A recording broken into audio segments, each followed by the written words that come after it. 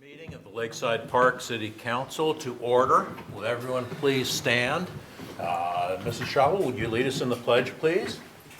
I pledge allegiance to the flag of the United States of America and to the republic for which it stands, one nation, under God, indivisible, with liberty and justice for all. And please remain standing. Mr. Bernheimer?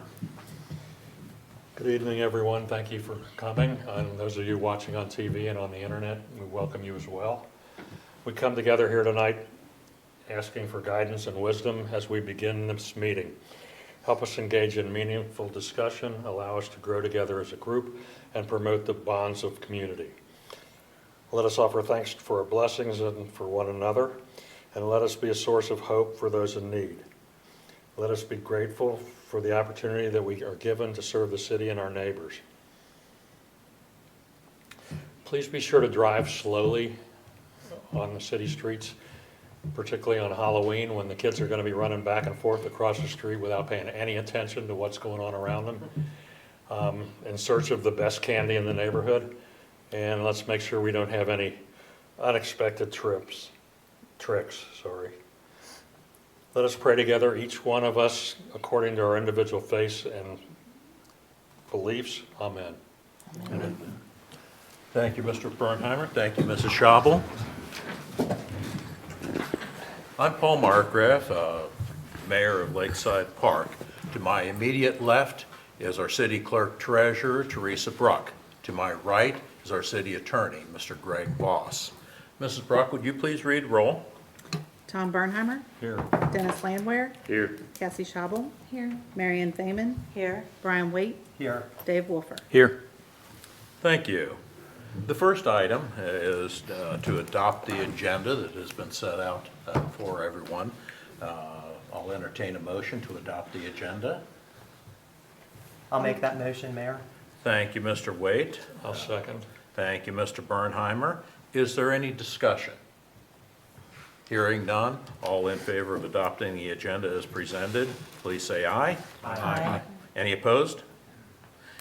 Passes unanimous, 6-0. Second on the agenda is approval of the meeting minutes for September 8th of 2025, which have been distributed to everyone. I will entertain a motion to adopt those meeting minutes. I'll make a motion. Thank you, Mr. Bernheimer. Is there a second? I'll second. Thank you, Mrs. Thaman. Is there any discussion? Hearing none, all in favor of adopting the meeting minutes of September 8, 2025 as presented, please say aye. Aye. Any opposed? Again, passes by 6-0 vote. Next on the agenda are citizens addressing council. Is there anyone who would like to address council? I assume we're able to speak when you're on the agenda. Your time would be now, Mr. Darble. That'll be coming up very shortly, though. I just wasn't sure your procedures, so I appreciate that. Really? My name is Paul Darple. If I can approach, I've got some pictures of submit if I can. I'll kind of, you guys some fast.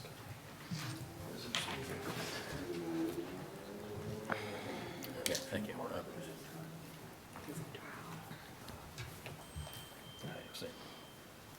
Okay, again, for the record, my name is Paul Darple, 25 Town Center Boulevard, Crestview Hills, Kentucky. I'm here with the Rizzos of 209 Applewood. At our last meeting, we came to you and asked you if you would support the text amendment to allow fencing to be less than 50% open, along Mr. Rizzo's property.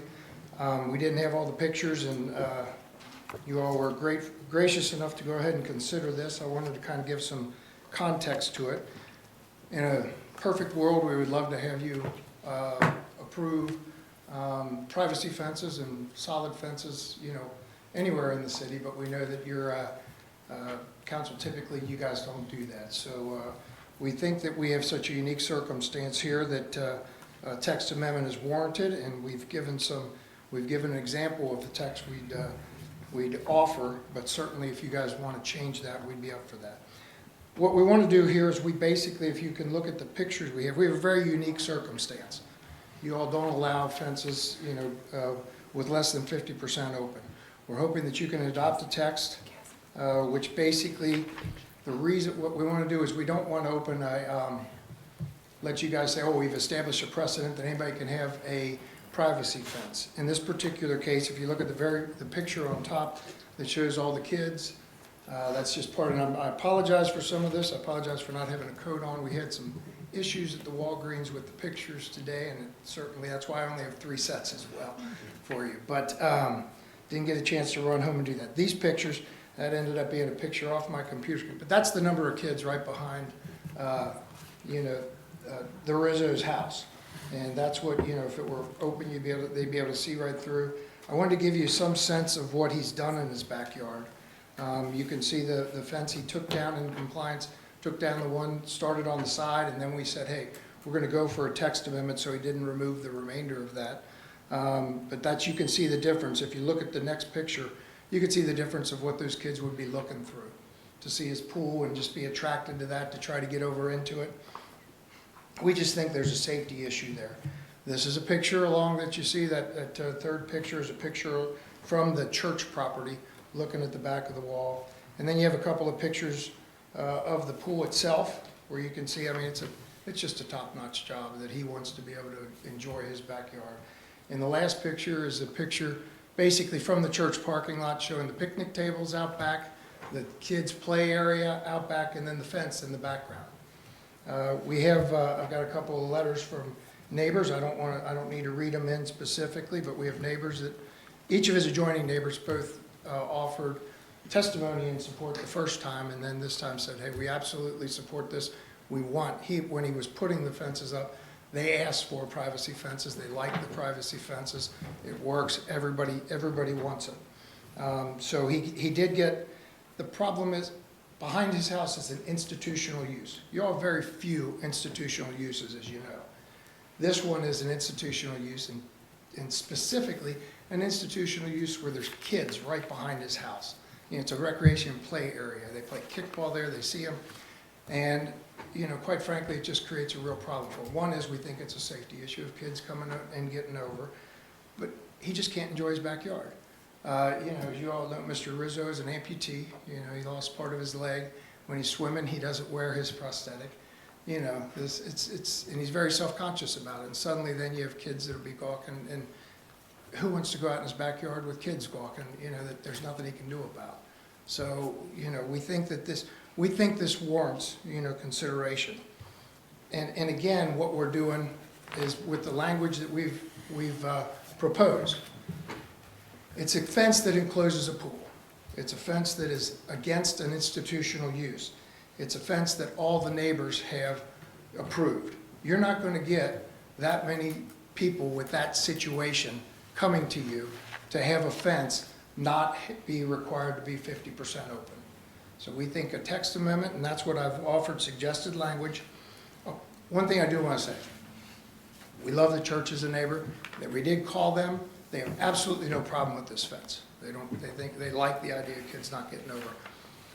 Don't have a letter from them. They were out of town. They've been out of town, but they have no problem with this. We have no problem with the church. We have no problem with it. We're not complaining about the kids in any way, shape, or form. We just don't want them to be able to stare at, Mr. Rizzo at the pool. We want them to be able to enjoy his backyard. You're really kind of weighing the rationale for, an enclosed or requiring a fence to be 50% open versus, somebody being able to enjoy their backyard, the safety of the kids, and the right of privacy for somebody, just to be able to use their property as they see fit. He should be able to use his backyard the way he wants to without having to worry about that. We did offer the suggested language, and I know I've communicated with the mayor. He said he forwarded it on to Mr. Voss. We appreciate you all. I've seen a copy of your resolution. We certainly hope you all can get behind it. If there's a problem with the language that you have, we have no problem taking the time to craft language that you would be comfortable with if you're not comfortable with the language I propose. We're happy with you to send it over to PDS. It obviously, as you all know, goes to Kenton County Planning Commission. I know Mayor Markgraf knows, but I've been on Planning Commission for the past 20 years. I was chairman for I don't know how many years. So I've seen a lot of text amendments. I know generally what works, what doesn't work. I feel like this is really a good plan. I, in over 20 years being on commission, have never stood up in front of commission to represent someone because I didn't think that was right. But I'll tell you that in this particular case, if it goes before Kenton County Planning Commission, they need it. I'll stand up for Mr. Rizzo to be able to do this. I believe that's strongly in what we're doing here. I just think he needs to be able to enjoy his backyard. So in summary for that, I do have letters from some folks over at the church, the Faulkners, who say they absolutely support this and want them to be able to keep the fence there. And each of the neighbors, if you would like copies of those, I can submit those as well for your record. So if you would, basically I'm asking two things. First, if you could all approve that resolution, we would love that. We appreciate that. And if you can't support the resolution because of the language, let us know and give us an opportunity to work with you for the language that you think you could support in this situation. With that, I don't know if Elizabeth have anything particular. And then other than that, we're here for questions. We do appreciate your time and consideration. Would you like Thank these you, for the Mr. record? Darple. If you want to get them in the record, you gotta give I them to want us. to get them in the record. I think they are technically already, but This is last week. Thank you. Yeah, yeah, actually, it'll been the one before, I think so. right, okay.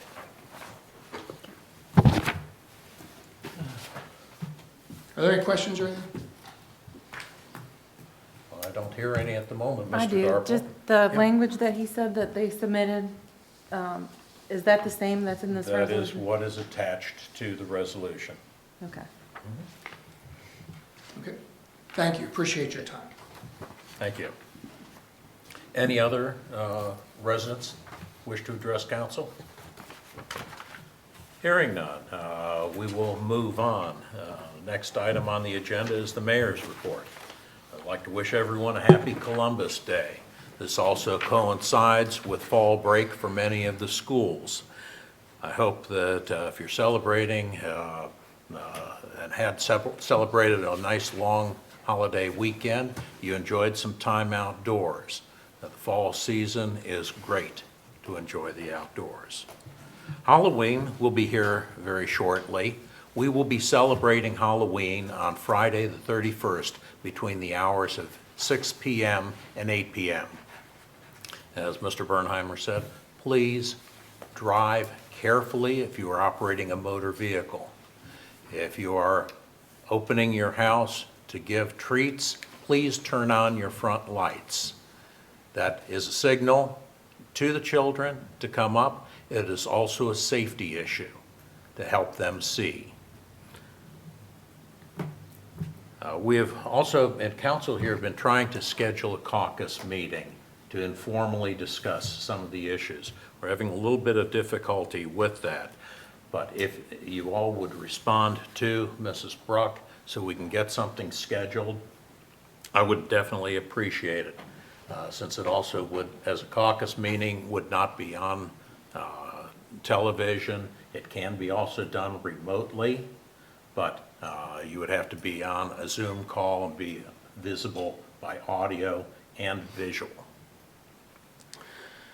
Next, I've been informed the Blessed Sacrament School will be hiring a school resource officer after the first of the year.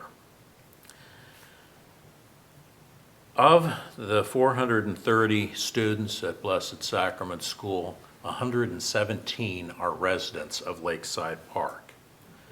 At the next council meeting, I will be asking City Council to authorize the city to contribute towards the cost of this SRO. I haven't proposed any type of amount, but it is something that I do want everyone to think about for the next month. Before an argument is brought up of the separation of church and state, this is a safety issue. This is not promoting any religion in any way, shape, or form.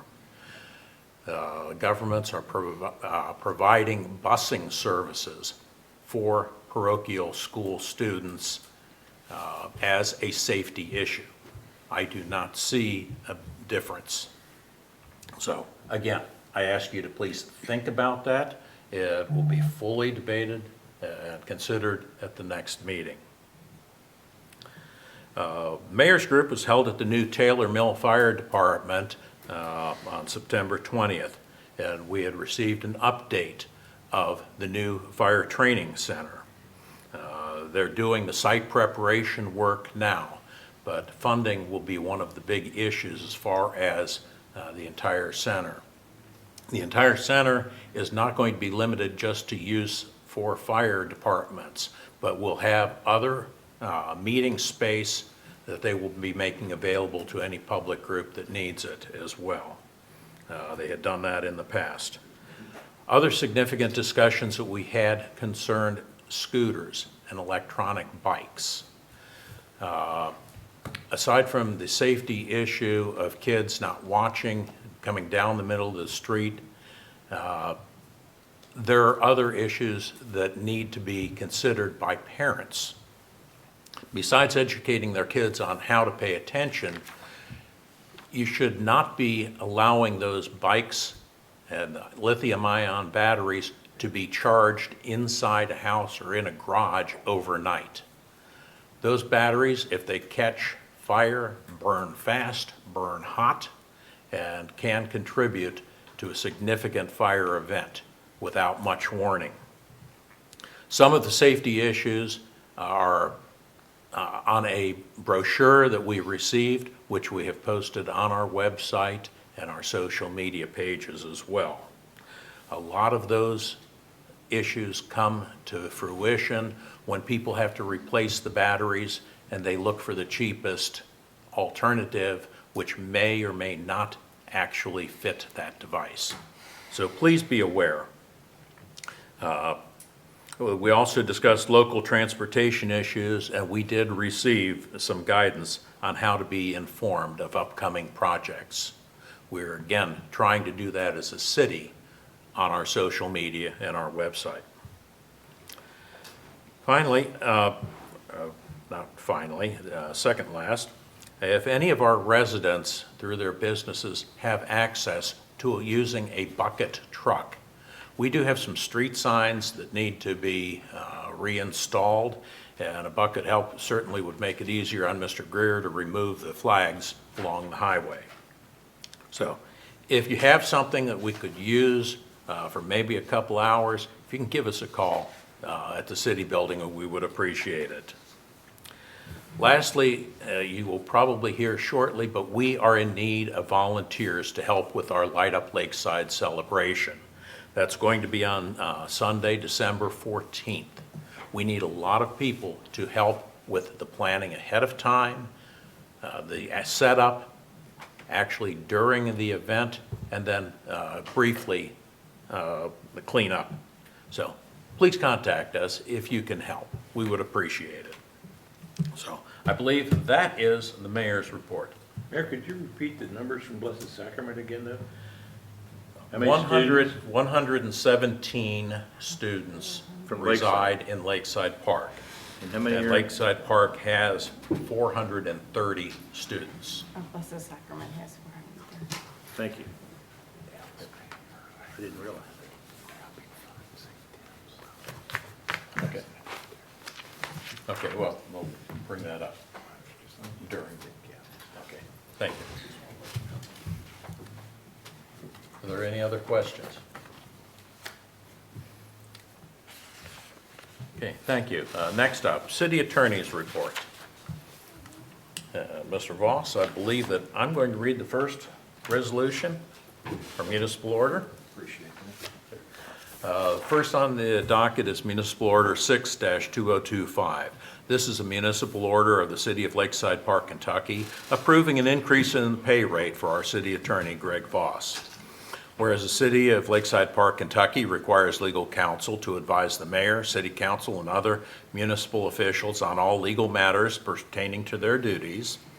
And whereas the legislative body of the city of Lakeside Park is authorized to adopt municipal orders for matters related to internal operation and functions of the municipality, including the appointment of municipal officials. And whereas Greg Voss is an attorney duly licensed to practice law in the Commonwealth of Kentucky and possesses the necessary qualifications to serve as a city attorney.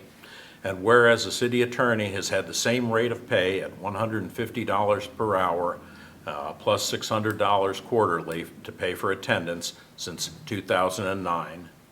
Be it ordained by the mayor and Lakeside and Council of Lakeside Park, Kentucky, as follows. The compensation for the city attorney shall be set by council in accordance with the annual budget and may include compensation for extraordinary services as negotiated and approved.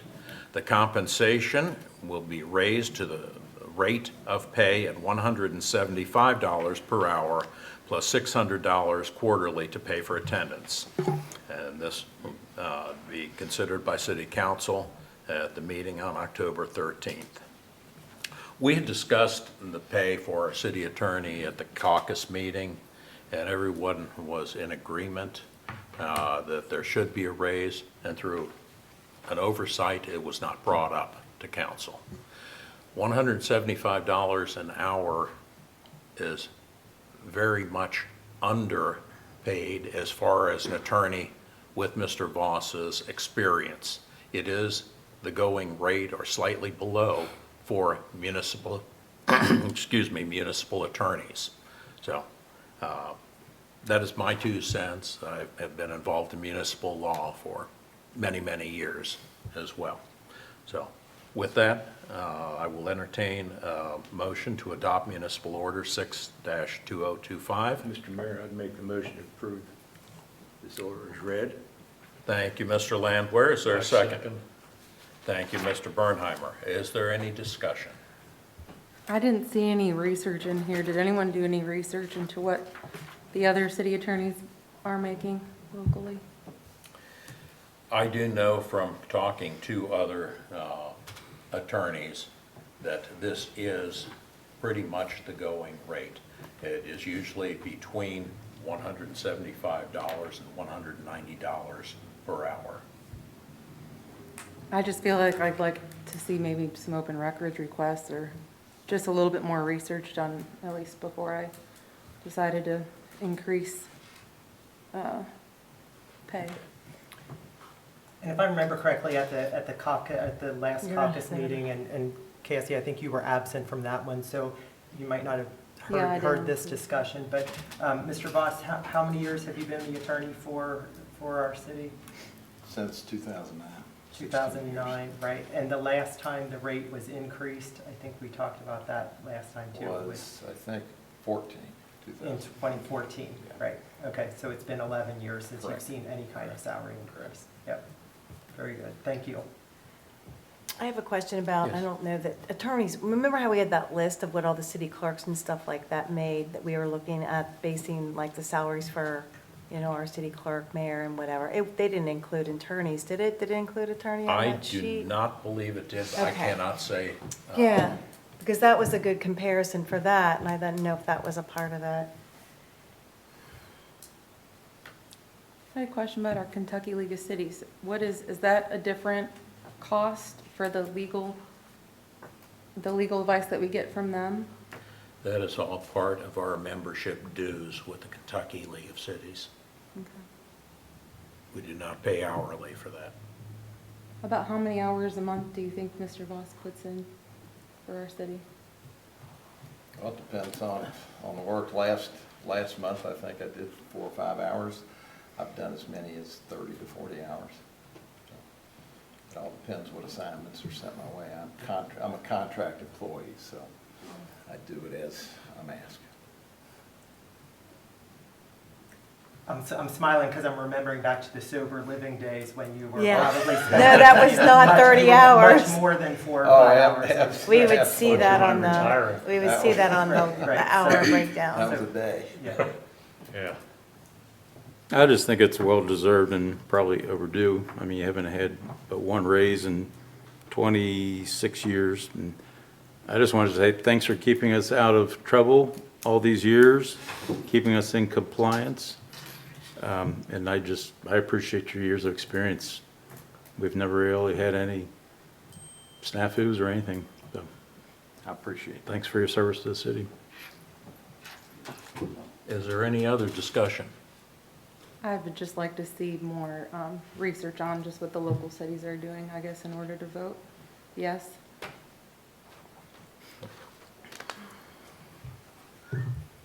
I'm satisfied with the, the information the mayor provided and knowing that Mr. Voss has not had an increase in the going rate. So I'm personally ready to vote.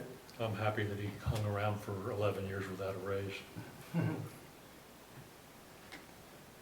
Any further? Hearing no further discussion, I will ask for a roll call vote, please, since this does involve money. Okay. Tom Bernheimer, Yes. Dennis Landwehr, Yes. Cassie Shabel, No, Marion Thaman, Yes. Brian Waite, Yes. Dave Woofer. Yes. Okay, Municipal Order 6-2025 is adopted by a 5-to-1 vote. I thank you all. Mr. Voss, your report. Municipal Order 7/2025, a municipal order of the City of Lakeside Park in Kenton County, Kentucky, authorizing an application to the Kenton County Planning Commission to amend the current Lakeside Park zoning code. Whereas Planning and Development Service of Kenton County conduct an audit of each of the zoning codes of Kenton County, whereas Lakeside Park zoning code was amended pursuant to Ordinance 10/2024 on March 11th, and was further amended by Ordinance 13-2024, whereas the City Council of Lakeside Park has been requested to amend Section 13.2 of the Lakeside Park zoning code to permit fencing less than 50% to enclose a swimming pool when such property abuts a parcel of an institutional use. Now therefore be it ordered by the mayor and the City Council of the City of Lakeside Park that the mayor is directed and authorized to submit an application to the Kenton County Planning Commission for the adoption of a text amendment to the current Lakeside Park zoning code. A copy of the text amendment to Article 13.2 as requested is incorporated into this municipal order by reference and attached as Exhibit A. The effective date of this order is upon its passage and recording. Thank you. This is a municipal order. And to begin the discussion, we do need to have a motion to adopt. I'll make that motion, Mayor. second that. Thank you. Second by Mrs. Shabel. Is there any discussion?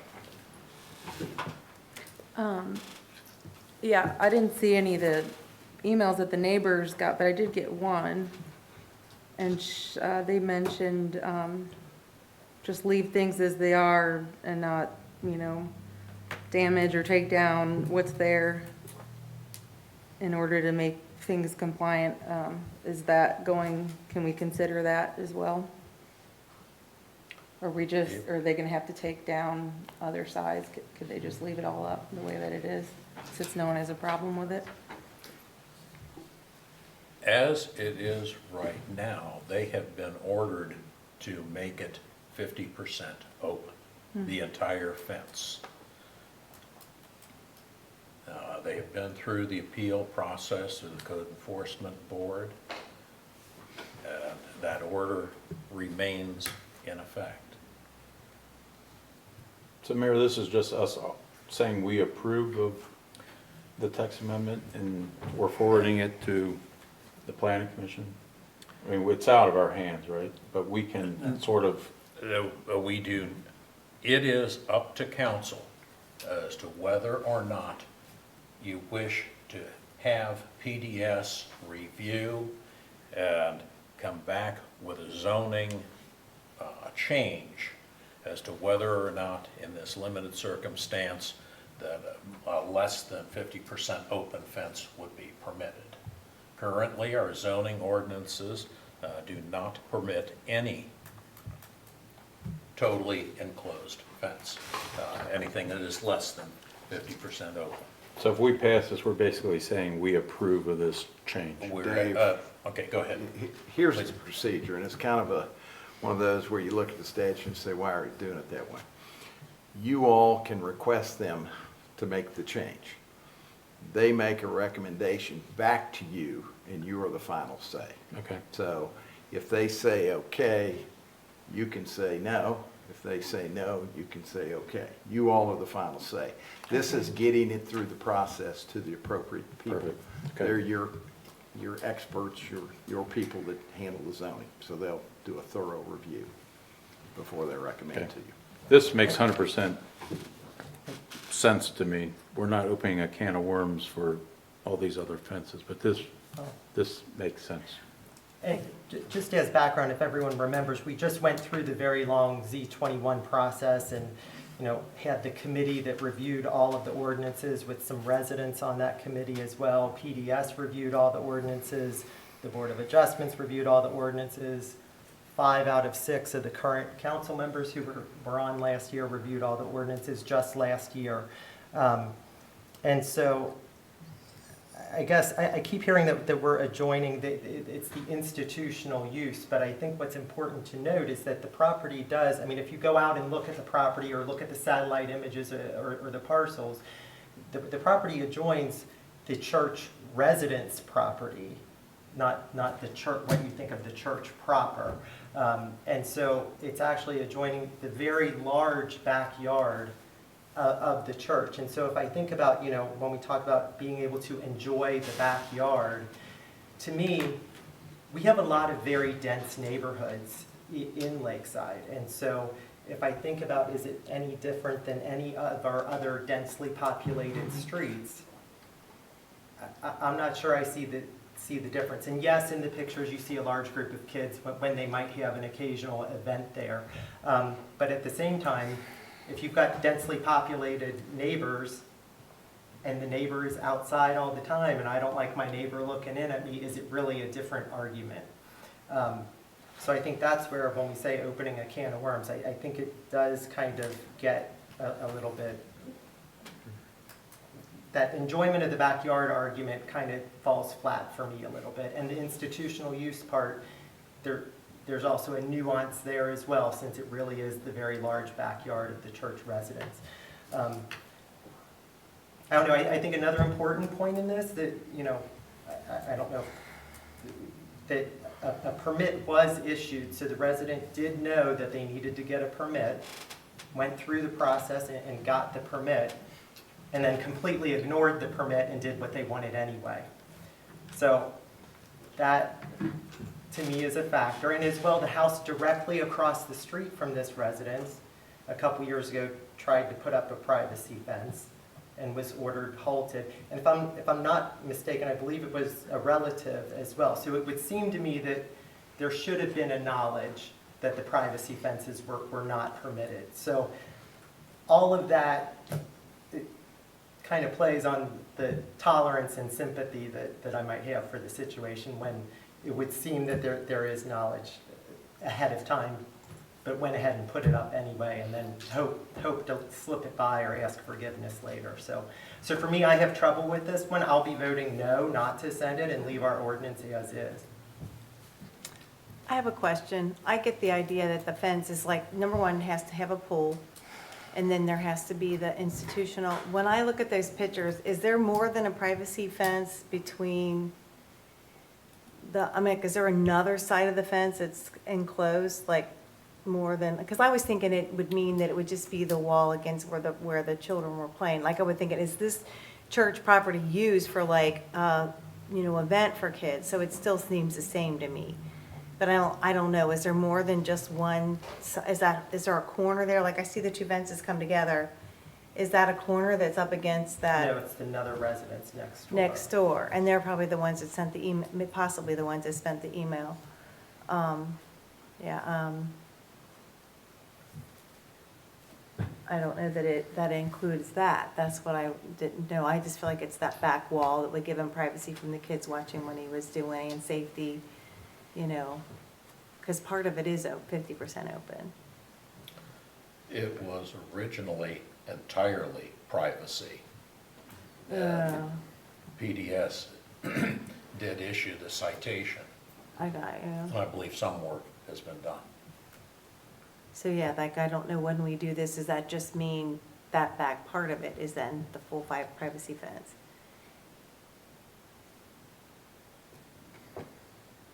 I guess, how did they decide that?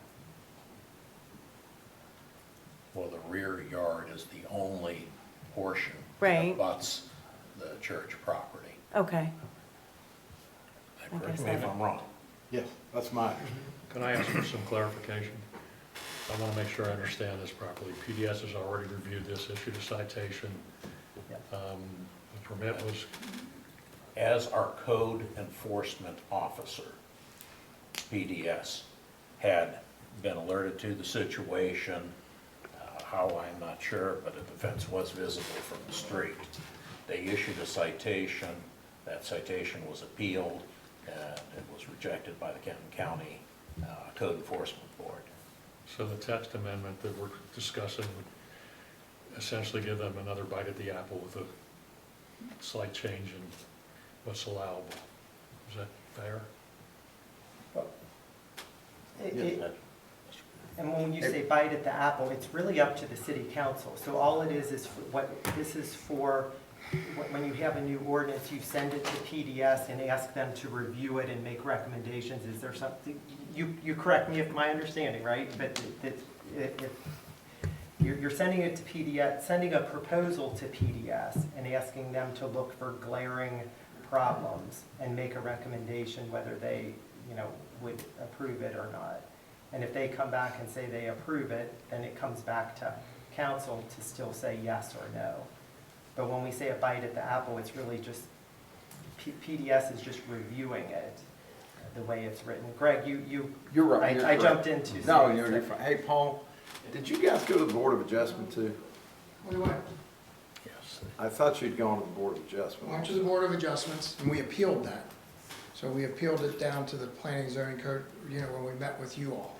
And that's where it was stayed until we had the opportunity to do text amendment. It isn't, we're going through the process. Right now, because we appealed it down to the Joint Enforcement Board, they granted us, they said, okay, we said we would like to perform, we'd like to go out and get a text amendment, which is allowed under the regulations.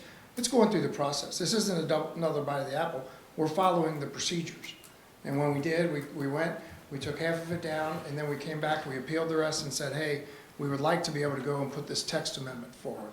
And the joint board, remember, I guess we have a meeting next month or the month after. The Code Enforcement Board stated. Code Enforcement Board said, please, go get your text amendment, because if you get the text amendment, then you're not violating this. So, and I can answer the other questions. The one on the side, yeah, we took down the side. It would be the back right now if you look. And, I wish you'd asked about the institutional use, because I can explain that as well, because an institutional use, they've got a playground in there for when the church is in and all their other activities. Residences don't have that. If you've got a daycare within a house, yeah, and you have that, and there's gonna be regulations that enforce that too. So between all those things, I disagree with you that the use of a church, even it's still used, that's entirely by the church, and that house is using it as an institutional use. We aren't gonna create any problems for the church and go and say, that house, if it's not properly licensed, shouldn't have that. We think it's all part of the church. We want to give the church no problems.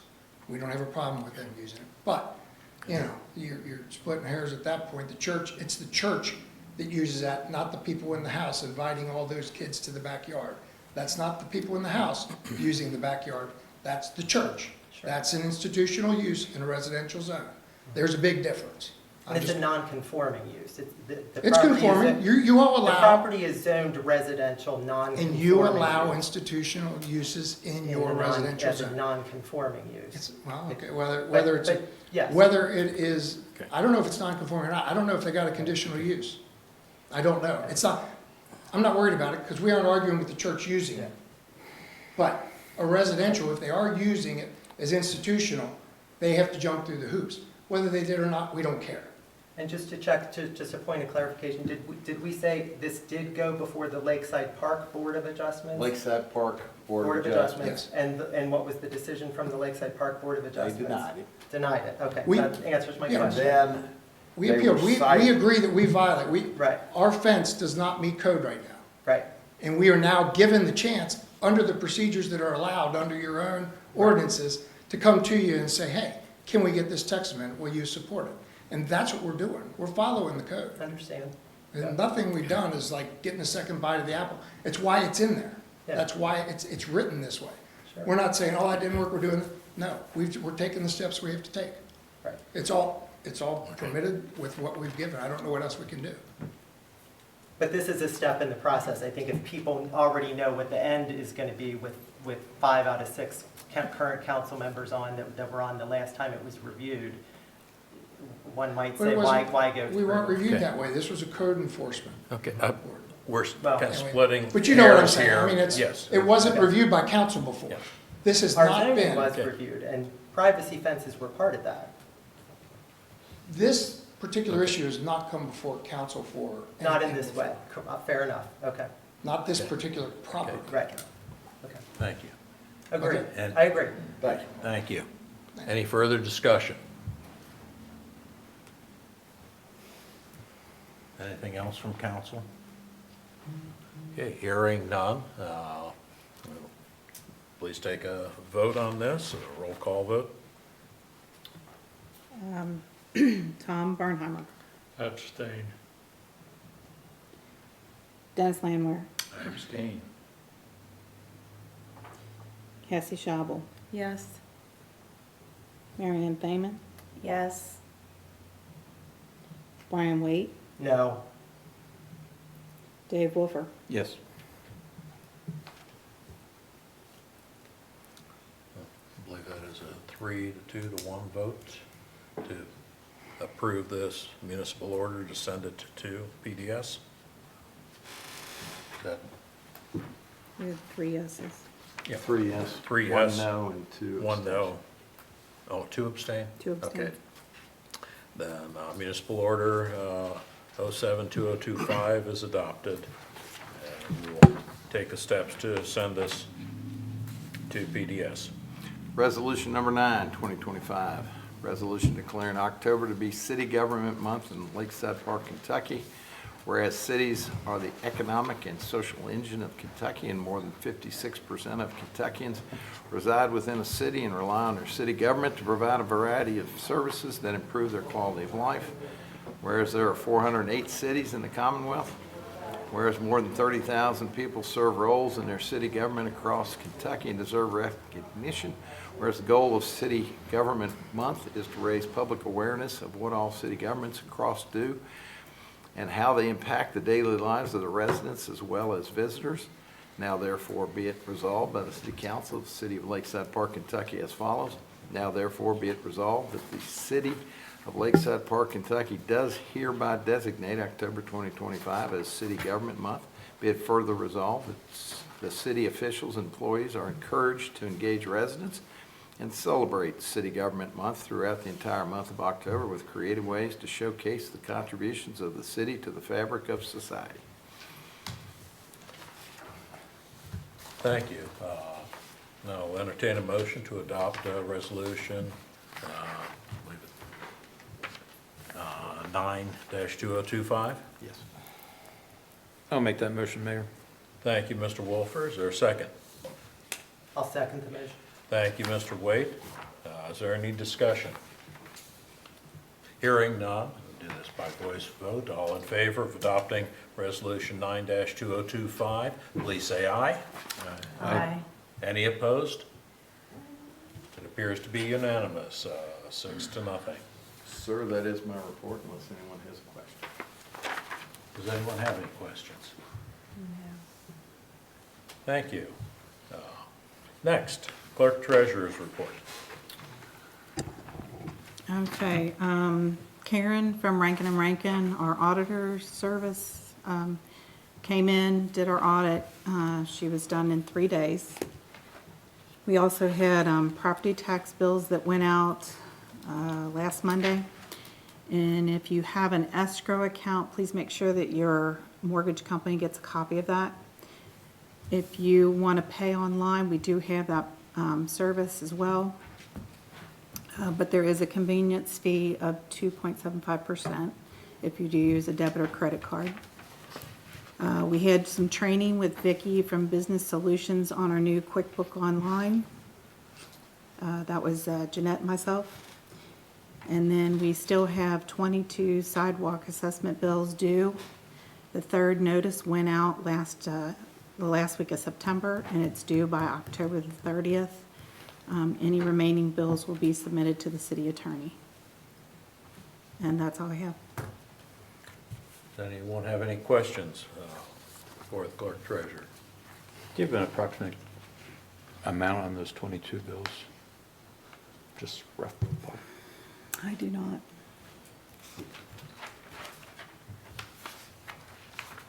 I can get it to you if you need it. Just curious. Okay. Thank you. Thank you. Next up, committee reports. Chief, Fire and EMS.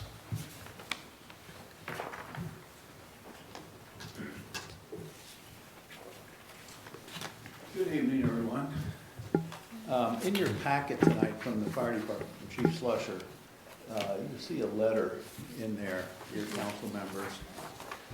For the past, not that long really, we have been using a third-party vendor where we input our fire run, our EMS runs, all that kind of stuff. That system has been a total failure, and we're not getting out of it what we thought we were going to get out of it, so we switched to a different third-party vendor. And tomorrow morning, we're actually having the first training class, 2-hour class, on how to use the new program. It's called First Do. That's a term we use in the fire service, and it's DUE, meaning which engine is supposed to show up first, which truck is supposed to show up first, which ambulance. In other words, who is first due on this particular type of call at this particular address. So some guys got together and formed a national company called First Due. So we've elected to go with them. So hopefully within the next couple of months, you'll see a more robust report than what we were able to salvage together until then. The activity in the city of Lakeside for September, there was only 14 runs, which is down a little bit, which is good. 12 of those were our typical EMS calls. We had one gas leak. It was a gas light in somebody's front yard. The line was hit by a contractor, and had to have Duke out there to turn the gas off. We turned it off, and then they plug it. And then we had one residential fire alarm drop. That's it for in Lakeside. We had an interesting fire call down in Kroger, the Fort Mitchell Kroger, in that the main switchgear burned up, and they've been operating off of a big generator that's sitting in the back lot between them and Beechwood School for quite some time. Keep their store open, keep the refrigeration up, and all that kind of stuff. We assisted with Crescent Springs with a structure fire, Erlanger with a structure fire, and then we had a structure fire of our own down on Woodlawn. It was a portable air conditioning unit that caught fire. Luckily, the gentleman that lives there was in his office at the time and saw it, and they got it. They actually, it was one of our volunteer members' houses, and she happened to be home at the time, so she's throwing water on it while everybody else called 911, which helped save the spread of it substantially. All the ground ladders and aerial ladder has been tested for the annual certification. All of our FCBAs, those are the tanks we wear on our backs, those have all been tested. Everything is passed. We've had 4 pub ed education events, and then 4 car seats have been installed. And this October is Fire Prevention Month. You guys were talking about the lithium-ion batteries earlier. That is part of the theme of the National Fire Protection Association for this year. Get charged up with lithium-ion or something. And like the mayor was saying, they're dangerous. They're truly dangerous. I've in another world, past life, I investigated numerous fires for insurance companies involving those batteries. And like the mayor said, if you replace it with a substandard battery that you bought online or something, and it catches fire, well then guess what? It's tough to go after a manufacturer that's in Japan or China or something like that. So you just take that chance. Okay, that's all I've got, unless anybody has any questions. I do have a question, Dave. How come that, what First Do does, how come that's not done in-house? Seems like it'd be a lot more efficient, or is there? It's a lot more efficient, and it does a lot more for us. With us being a combination department, I've got full-time paid people, part-time paid people, and volunteer folks. Well, the volunteer folks, on a Tuesday night, they get a stipend of $5 to come up for drill. For fire runs, our volunteers make $15. Whether they're out for an hour, whether they're out all night, it's $15. And then, of course, you got the regular salaries for the part-time paid, full-time paid. We have to track that. We track our hydrant program when we're out here flowing hydrants. We track fire inspections. We track equipment maintenance on the fire trucks, the staff vehicles, the ambulances, all that stuff. Everything is in one area. All of our fire inspections, everything is in that program. And with the one that we have right now called ESO, it's been a total flop. Okay. So it's more for efficiencies. Yes. Thank you. Any other questions? Thank you, Chief. Okay. Next up, Public Works. That will be me tonight. Starting off with the sidewalks. The sidewalk project's complete, except for some future lawn restorations there was. So we've paid that, and except for the retainage for the lawn restorations. I believe some of the money needed to be used for a water break that was damaged, so that has been taken care of. The Dixie Highway sidewalk project with Crestview Hills, as we were saying, it's been approved by the state. There's one easement that is needed, and they'll get everything together. They really feel confident in spring. We'll be able to put it out for bid and get that project done in the spring. So that'll be nice to have that sidewalk. Next, the Belmont project. So there was LARP money for a grant, and it's only for the resurfacing. And the grant was submitted, but we had other things included, so it's been resubmitted with the proper request, and hopefully we'll get some of that grant money to do some work on Belmont. The work on Marlowe Way and Shaker, I believe that has all been completed. Our 5-year plan, we're still waiting from InfraHub to give us that information to move forward with our street plan, so that should be coming soon and should be plenty of time. The other thing, I guess I need a new page. The joint crack sealing is starting. As you can see, the parking lot, that was done. It looks really nice. So that'll be going on throughout the month, and Mr. Greer will be making notices, knocking on doors, and letting people know. The streets that are involved in this crack sealing this year are East Lakeside, Williams, Van Daren, Elizabeth, Holiday, Yancey, Geisen, and Paul Hesser. Steve is still, Mr. Greer is still working with landscaping company to clean up the West Lakeside Bridgeway, where we have the line of sight vision issues with the honeysuckles and all that. So that is still in the works, and that'll be all ripped out and replaced with stuff that won't grow again and do that again. So we'll get that fixed. The city, that was like a couple weeks ago, we went through upgraded the alarm and cameras. There's more and more cameras added outside, and the alarm system updated, and there's still more work to be done. We haven't done the bulletproof glass. Has it been installed yet, or? It's still on order. It's still on order, so there will be bulletproof glass for the office windows and the sliding window. And I believe, I think that's it. The benches. We were gonna get the benches that we're gonna install in the spring. We're gonna get them, assemble them, and store them. well, now they're going to charge for the storing, so we're going to wait and do that in the spring. And I believe that's it, unless Dennis or the mayor, you have anything to add? No? We're pretty Very status good. quo. All right, thank you. Thank you. Any questions for Mrs. Thaman? Okay, moving on to the Police Authority report. Police Authority met on September 15th. And the force is transitioning to the new uniforms.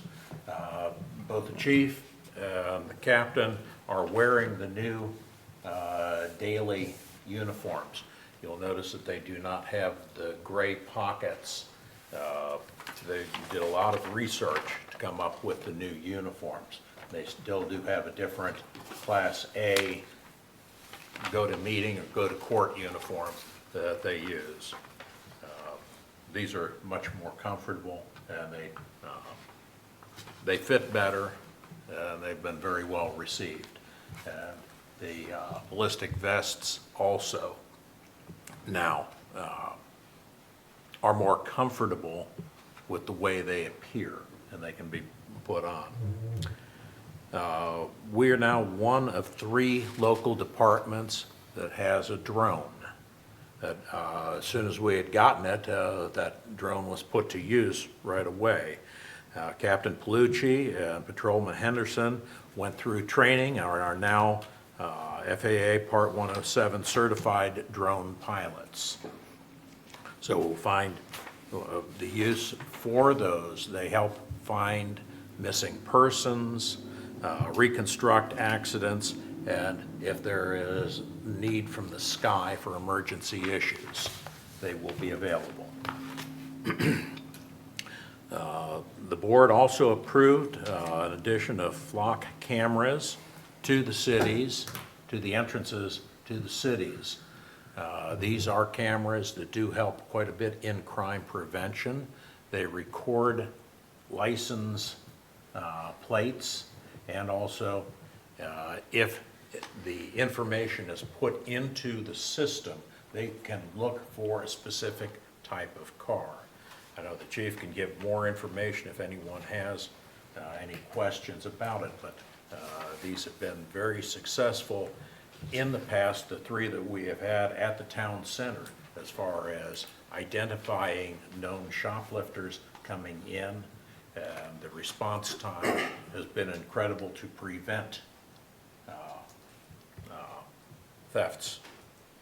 So, Sergeant Goodman had retired, and because ballistic vests are fitted to the individuals, we did end up surplusing his vest. And we surplused it because he is becoming an SRO for Turkey Foot Middle School, and he will be able to use it for that. And we just thought it was the right thing to do. The next meeting will be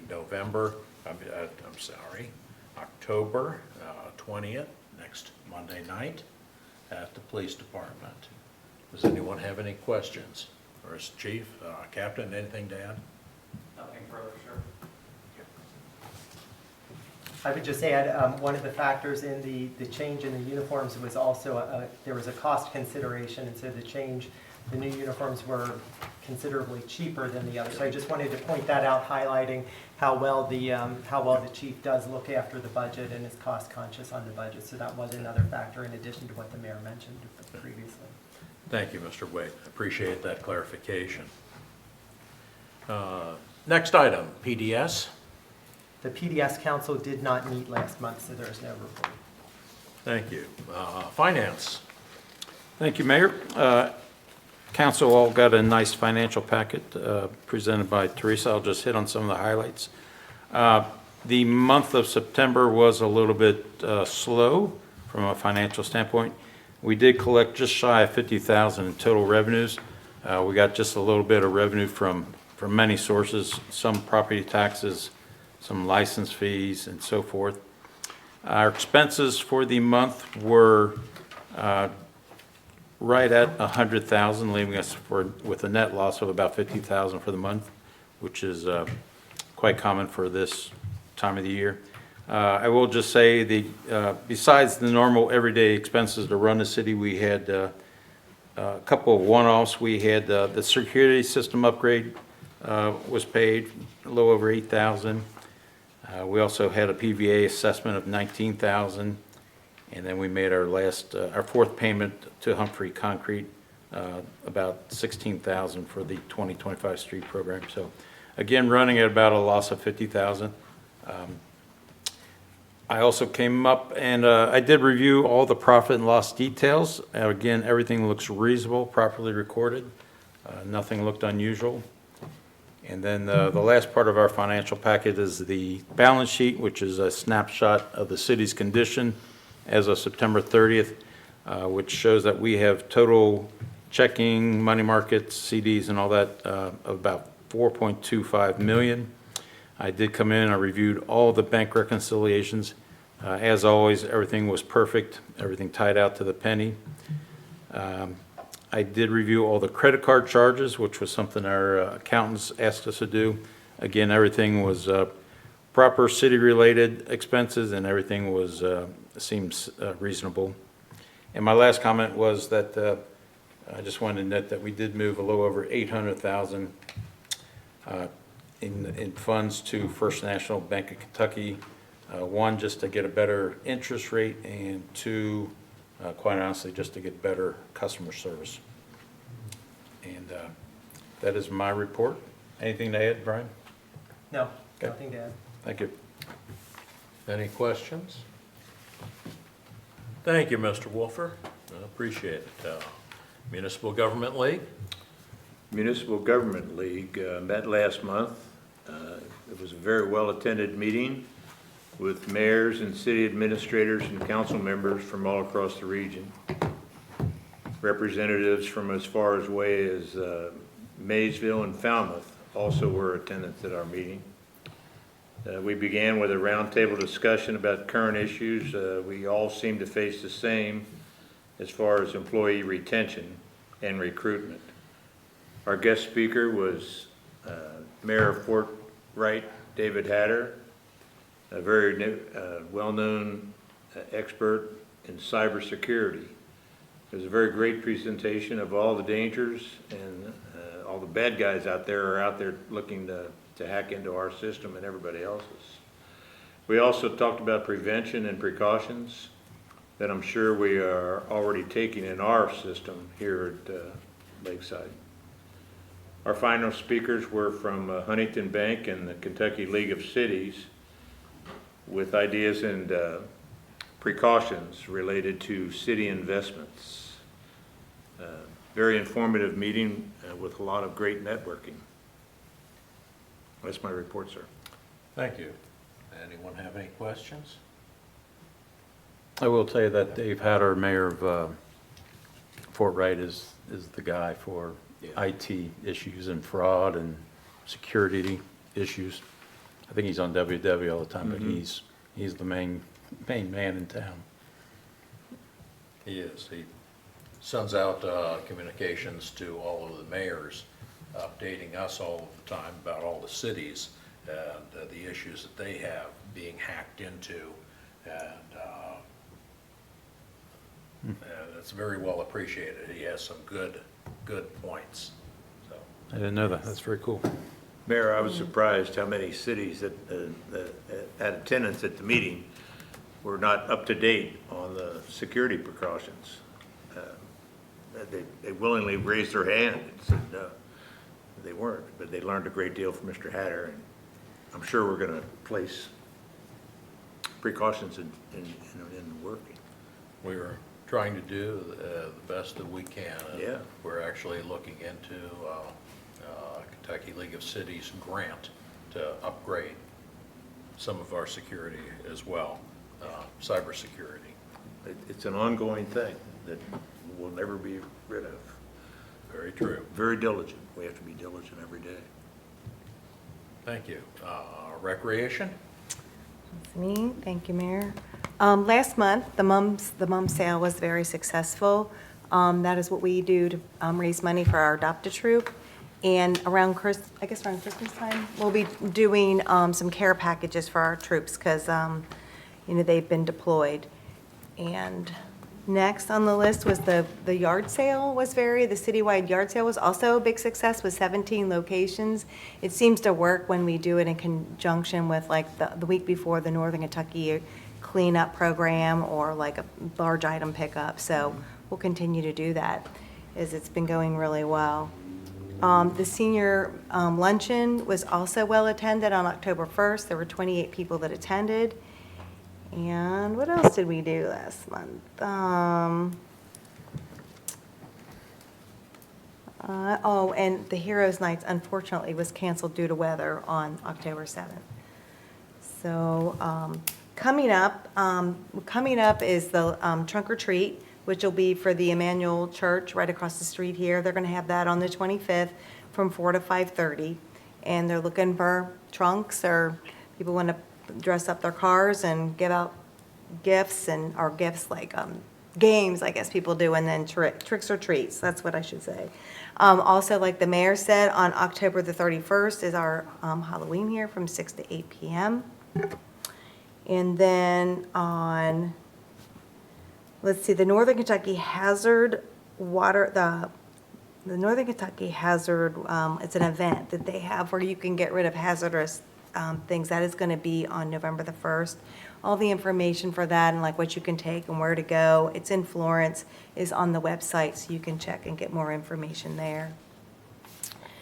This year, and I'll go into some of the December stuff, this year we are not going to do preliminary kits for all the individual households. We will, however, still do them for the route of the carriage rides.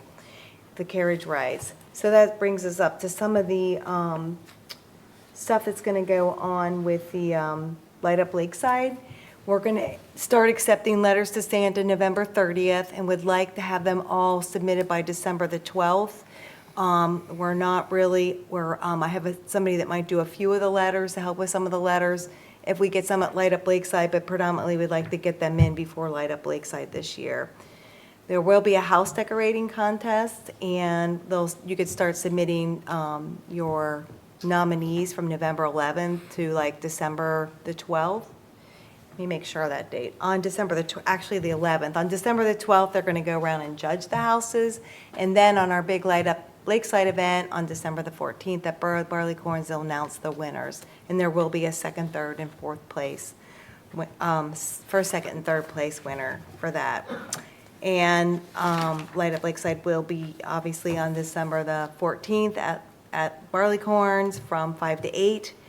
Barleycorns is graciously doing the carriage rides once again. We will still have you need to still do some RSVPs of the carriages, especially if you want the small, like Cinderella carriages. We're going to do reservations online starting on November the 30th for those carriages in one of the trolleys. This year, we're going to try something different, and the second trolley is going to be a first come, first served trolley. So there will be that option this year. And I believe that is my report. And of course, if anybody wants to help with Light Up Lakeside, depending on how many games and such we do, will depend on how many volunteers. I have 2 volunteers right now. So, but anyway, we're off to a very good start. And that's my report.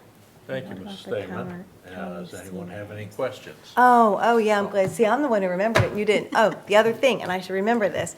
The Kenton County is like Kenton County, Boone County, Campbell County do the senior games. The senior winter games are going to start January 6th, and the registration is, you can go ahead and register now, and the registration is up on our website if you want to go do so. They are competitive in a very fun way. It's been really fun being involved in them.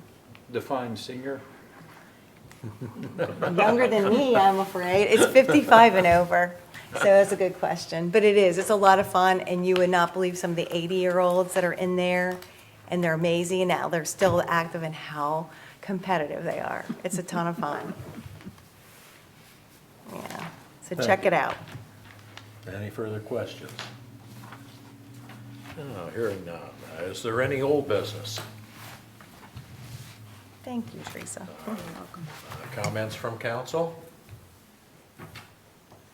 Hearing none. I'd just like to reiterate what Tom said during the prayer, just be careful during trick-or-treating. I don't know when the time changes, but it's gonna be dark by the time the Oh, trick-or-treaters are out there. it will be, It will. it will be. Thank you, Mr. Wolfer. Believe that we're in line for one final motion. I'll make a motion to adjourn. Thank you, Mr. Wolfer. Is there a second? I'll second that, please. Thank you, Mr. My favorite Landwehr. one. Hearing no debate, all in favor of adjournment, please say aye. Aye. Any opposed? Passes unanimously, 6-0. We are adjourned. Thank you, everybody.